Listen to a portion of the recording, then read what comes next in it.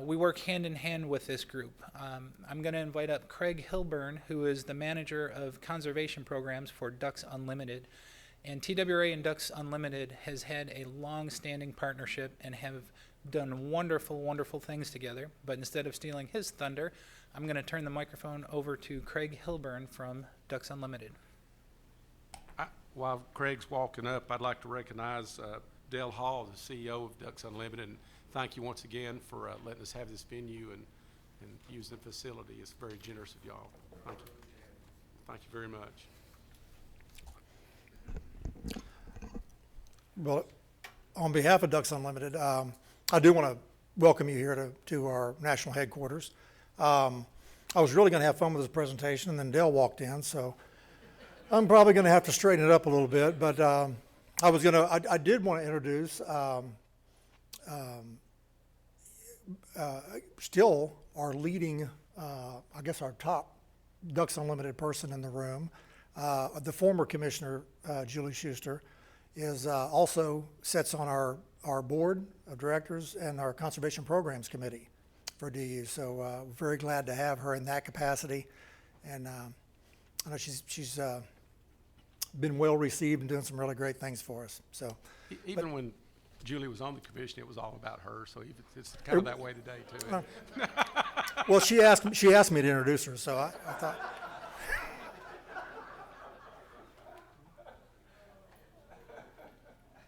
And while I'm introducing, also obviously our current state chairman for Ducks Unlimited in Tennessee is sitting here at this steam table, Harold Cannon. And Julie asked me not to, but I thought it best that I do that. So anyway, I hope you do enjoy your tour later today. It's a fantastic building. I think Julie was going to offer decoys or guns to any of the commissioners that might want one. So you might visit with Dell about that. I'm not sure, but anyway, I guess I should probably get on with this. But I do, Chairman McMillan, commissioners, Director Carter, I do appreciate the time to visit with you. It's like the last couple of years, I've just had some brief comments. We've made presentations, or Dave Kosterski with Ducks Unlimited Canada and I have visited with y'all in the fall, and at a time that we can talk about the tremendous partnership that we have north of the border and why it's so important. So just wanted to take a few minutes and talk a little bit about what we're doing here in the state. Before you, in front of you, I had passed out some handouts that you can read at your leisure. There's a map that just shows our projects, distribution of projects across the state, and I'll discuss that a little bit in the presentation. And then some information on our habitat accomplishments across the state. And you'll see a couple of initiative handouts. The Big River Initiative, or America's River Initiative, excuse me, and the Southeast Wetlands Initiative. And these are very focused efforts that Ducks Unlimited has undertaken to, in Tennessee, to working with volunteers, all interested parties, to focus our conservation efforts on these two areas in the state of Tennessee. And this is an effort to highlight the importance, to help raise critical funding that we can use with our partners, with TWRA, U.S. Fish and Wildlife Service, to help match and leverage funding for projects. So with that, we'll move forward. I guess I have a fancy thing here that I can't see, so. It does work. Okay. Obviously, we have a very strong partnership, as Daryl alluded to. Tennessee and TWRA and Ducks Unlimited have a very long, very rich partnership going back to the 60s when TWRA, one of the leaders actually, the forefront in recognizing among states, recognizing the importance of the breeding grounds for conservation of waterfowl. And TWRA was a leader, one of the first to contribute funds to the work in Canada, and was instrumental in convincing other states to join the effort. And so it's been a tremendous success. But so that's a huge partnership we have, and that's one that Dave Kosterski has talked about in the past. We also have our investments on private land habitat and our public land habitat in the state. And I'll spend just a few minutes talking about those. But there's a very diverse habitat types, obviously, all across the state of Tennessee. Most of Tennessee, most of the lands is privately owned, so it's critical that we work with private landowners, but also with the public lands, and we'll move forward. Just quickly on the Saskatchewan Legacy, the state grants program. I think the commissioners and several in the audience, I'm sure, have seen this map before. This is just a depiction of where ducks were banded. These are ducks that have been harvested in the state of Tennessee, and their origin of banding. So you can see the strong connection to the prairie pothole region, very strong. And then also a very strong connection to the Great Lakes region, two of the focus areas for our partnership efforts with TWRA. Just what I just mentioned a few minutes ago, TWRA, again, being a leader, began contributing funds in 1968. And over those years, over $2.8 million have been invested. And these are funds from TWRA, sportsmen's dollars, that have been wisely invested through the wisdom, the vision of our commissioners, past and present, to ensure that ducks are taken care of where they breed. So we're very appreciative of that. So in Tennessee, which is what I'm here to talk about, you know, we work very closely with private landowners and with public agencies in the state. Tennessee is located in the Mississippi Flyway. It's one of the central flyways, obviously the 4 flyways in the U.S. Tennessee belongs in the Mississippi Flyway. I've talked about where the ducks come from, and West Tennessee in particular sits in an area, the Mississippi Alluvial Valley, which is the most important wintering area for mallards and wood ducks. In most winters, over 50% of the North American mallard population will winter in the Mississippi Alluvial Valley. Used to be Arkansas, where I'm from, but I'm seeing a whole lot more of them in Tennessee now. So a lot of great habitat work by your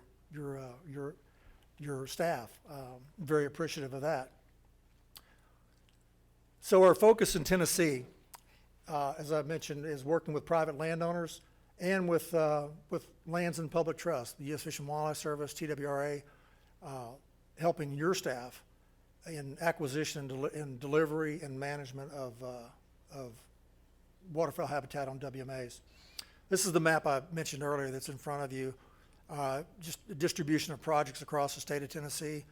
When I mentioned the Mississippi Alluvial Valley, West Tennessee, being the #1 priority area for Ducks Unlimited, it makes sense. That's where you see most of the ducks. Ducks Unlimited is a very science-based organization, and we use very sound science to drive our mission, to drive all of our work.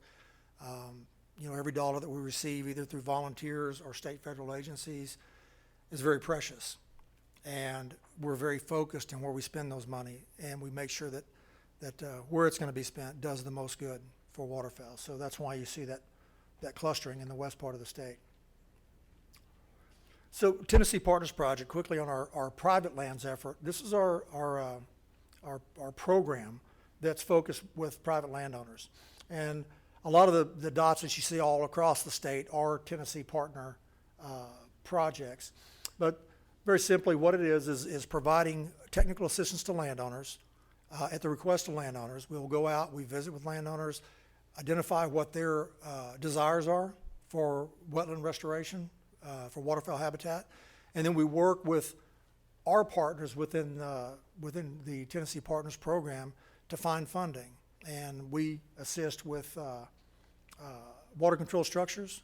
We cost share with dirt movement, with levee building, and in return, we ask those landowners to commit to a 10-year wetland management agreement, where they agree to manage for wetland habitat, to be able to hold water for ducks and on a prescribed means. It's been a very successful program, over 600 projects. Quite a few acres have been delivered. It's a list of partners that we have in Tennessee Partners. Quite a few partners that have committed to working in this program. A very diverse group.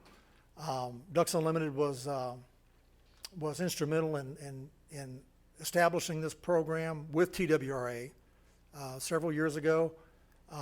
Ducks Unlimited has a full-time biologist on staff that manages this program, provides the technical assistance to landowners, and we administer all the administration of the program as well. We do have a biologist on staff, but I will say TWRA provides assistance with biologists as well, meeting with landowners. So our public land investment. The public land work we do in Tennessee is vitally important. The private lands work, obviously, most of the state's privately owned. Providing habitat on private lands is critical, but that public land investment is equally, maybe if not more important.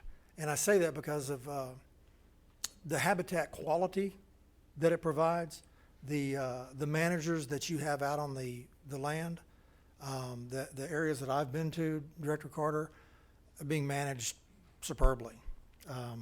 Been very impressed with not only the habitat that I see, but the commitment of your staff and the desire that they have, not only to provide quality habitat for ducks, but quality habitat for duck hunters.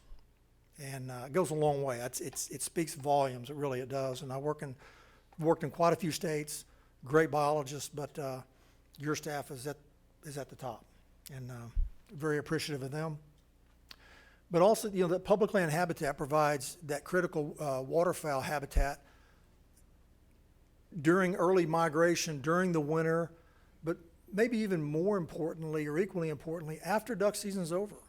A lot of those private lands get drained, especially in our agricultural lands. A lot of the land, farmers have to farm, and so they drain their fields. They start disking, but we still have a lot of ducks that need wetland habitat. Through February, March, blue-winged teal are coming back through in March, even April, and they need those wetland habitats. And often in the springtime, where they find those is in the public trust on public lands, and so that's a tremendous value that your agency plays in providing that spring migration habitat for our ducks as they go back north to make little ducks to come back. So anyway, we've got as I'm listed here, over 30 projects. Ducks Unlimited, working with primarily TWRA, we've helped to leverage over $11 million in NAWCA projects in the state of Tennessee. Vast majority of that work has been put on public ground in the state. Some of it on federal lands, most of it on TWRA-owned property. So great partnership there.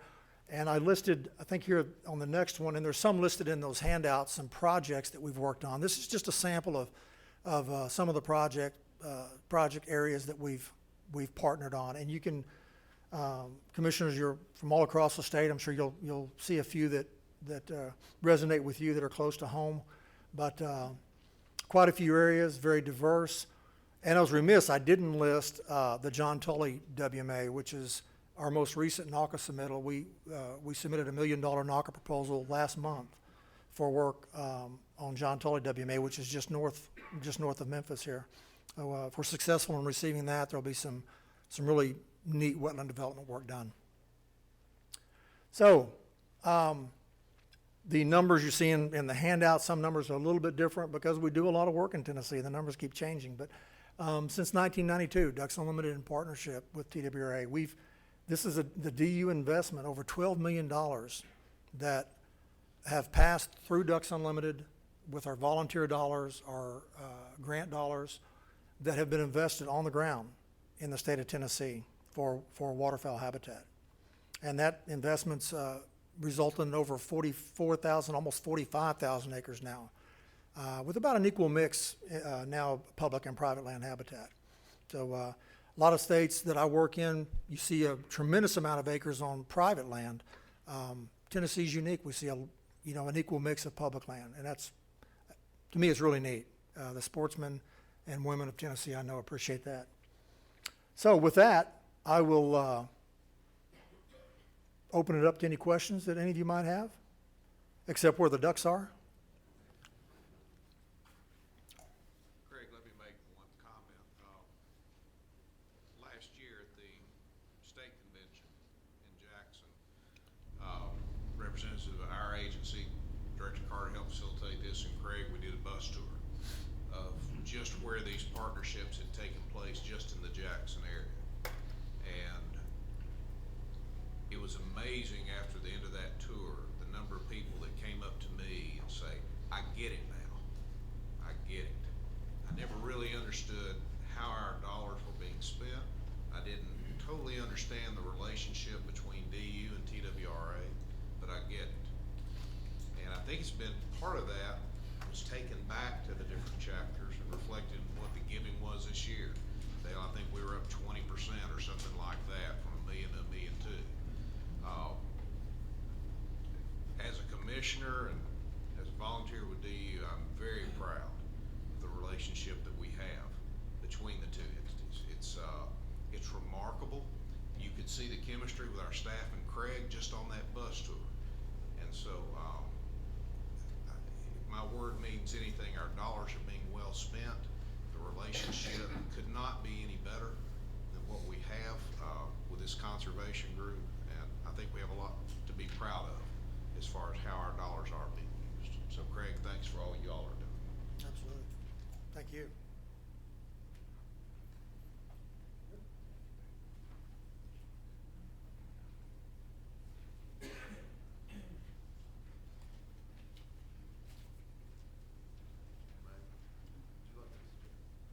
I heard you had some information you wanted. Yes, thank you, Mr. Teague. Mr. Chairman, I'm Scott May. I'm a Memphis attorney when I'm not out hunting and fishing.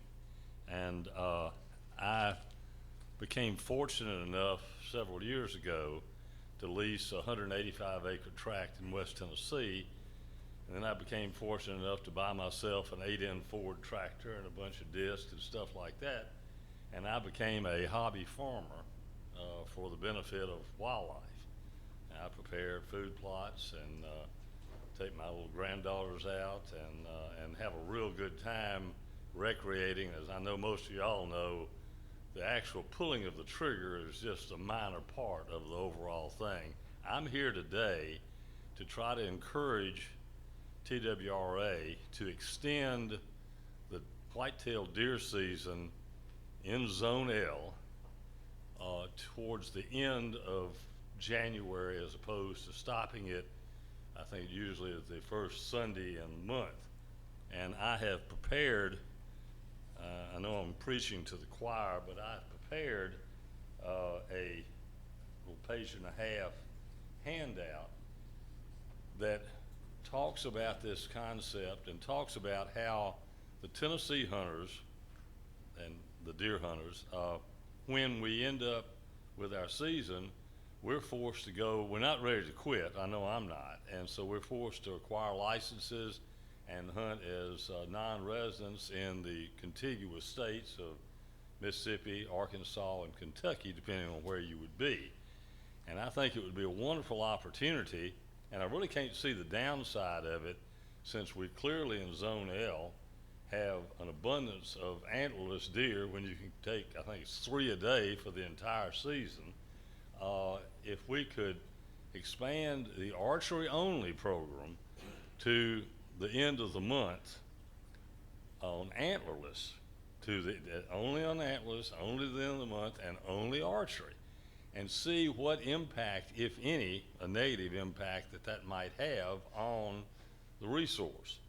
If it didn't have a negative impact, then expand that to antlered and antlerless, still keeping the same 3 buck. I kill about 1 buck a year. I've gotten awful selfish now that I've killed some nice ones. I really don't kill them anymore, unless I like to let them hope that they're going to grow. And so I think that it's a great opportunity that, and over time, I wouldn't be surprised if we didn't extend the Tennessee season to match up with the Arkansas, Kentucky, and Mississippi all of which Arkansas lasts to the end of February, and the rest of them last to the end of January. That's the substance of my report. I'll give it to the chairman and people. I think I got the right number. I got 10, I think, on that. That's how many I think y'all are. But certainly the Wildlife Management Division, if y'all could look at this and consider it, I think it's a thing that time has come now where I heard is in really good shape, and I know that I would really appreciate it because it'd give me more reason to be outside. Thank y'all. Do you have any questions? Any questions? I don't have a question. I just have had the opportunity to know Mr. May for many years now and had the opportunity to duck hunt on occasion with him, and wanted to tell him I'm very glad to see him and appreciate this information, and I'll certainly visit with our wildlife team and see what potential impact this might Thank you, be. And I Senator appreciate Woodson. I appreciate it, and nice seeing you again. It's been a couple of years, and so we've seen each other. But y'all can all be proud of her. She really does the job. Not afraid to pull the trigger either. I can guarantee you that. Thank y'all. Thank you, Mr. Chairman. Thank you.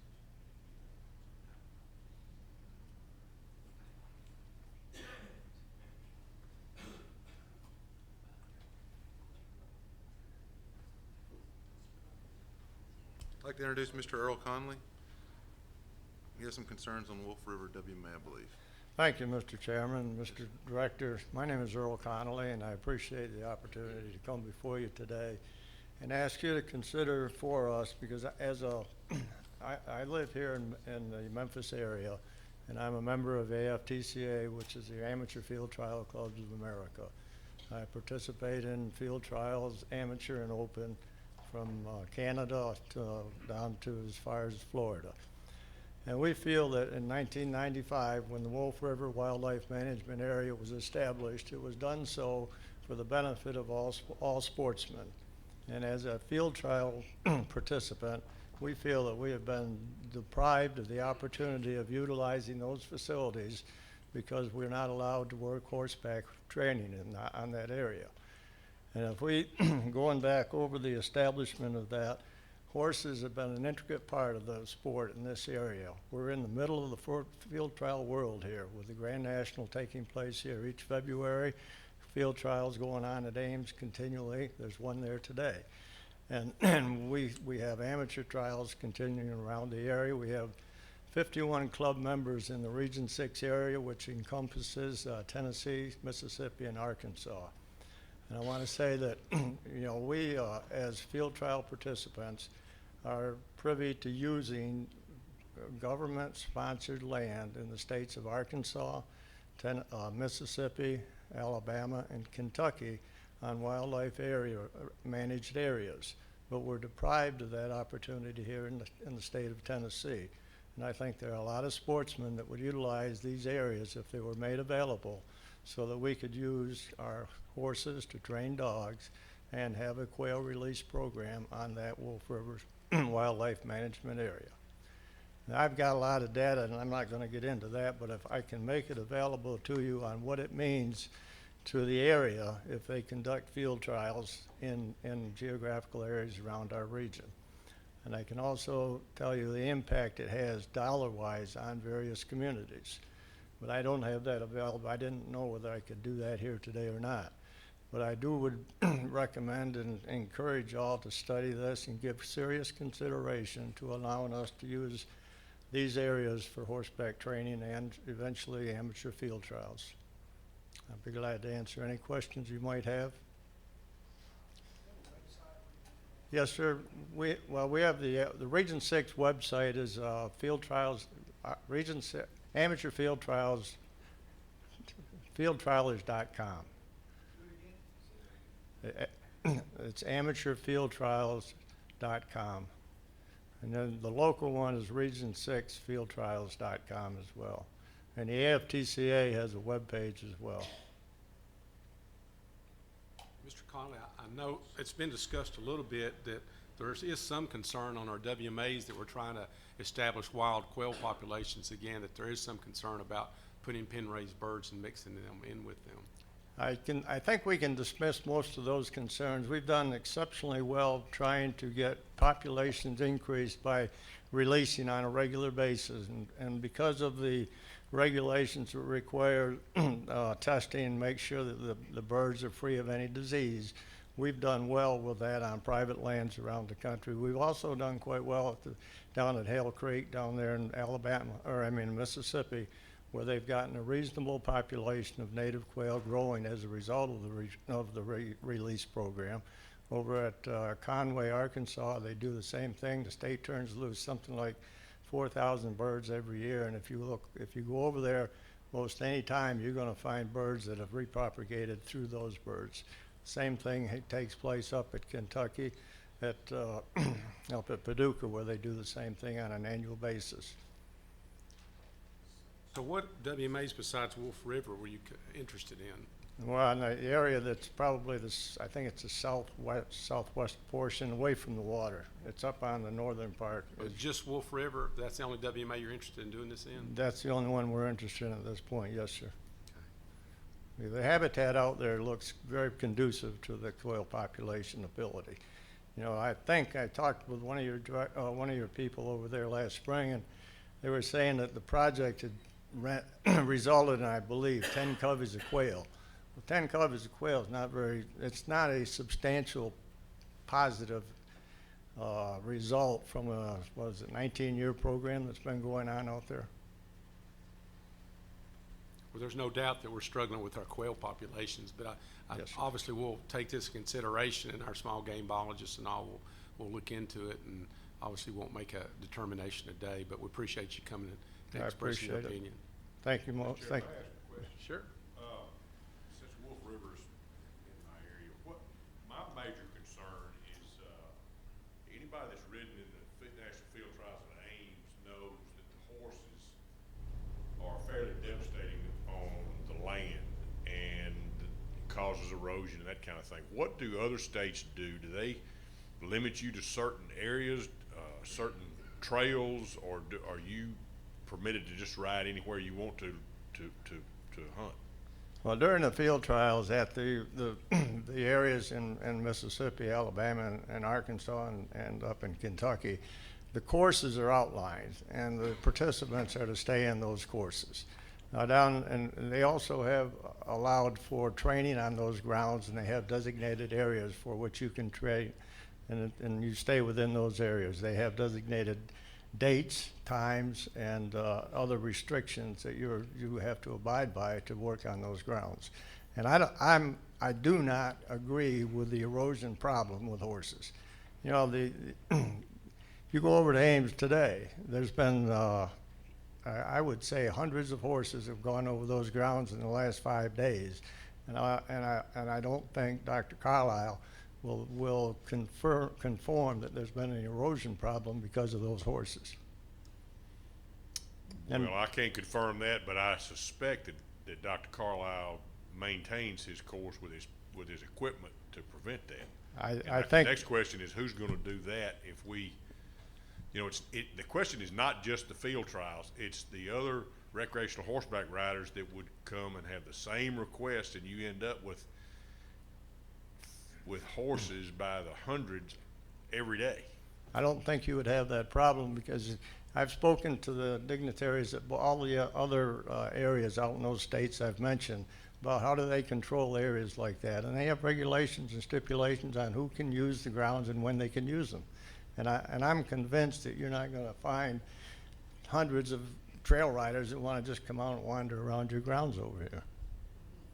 Well, we already have that request on the table, so Well, okay. I dispute that. I but stand corrected anyway, on that. I appreciate the information. You're welcome. I appreciate the time, gentlemen. Thank you, ladies.